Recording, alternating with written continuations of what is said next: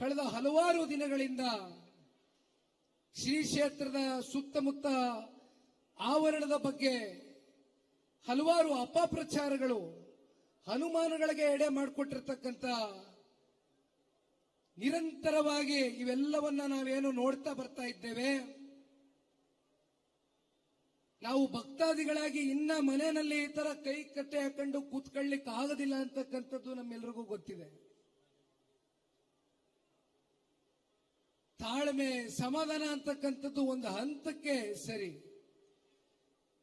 ಆದರೆ ಇವತ್ತು ಪರಮ ಪೂಜ್ಯರು ಮತ್ತೆ ಅವರ ಕುಟುಂಬದ ಸದಸ್ಯರು ಸುರೇಂದ್ರಣ್ಣವರು ಕೂಡ ಇವತ್ತು ಈ ವೇದಿಕೆಯನ್ನ ಅಲಂಕರಿಸಿದ್ದಾರೆ.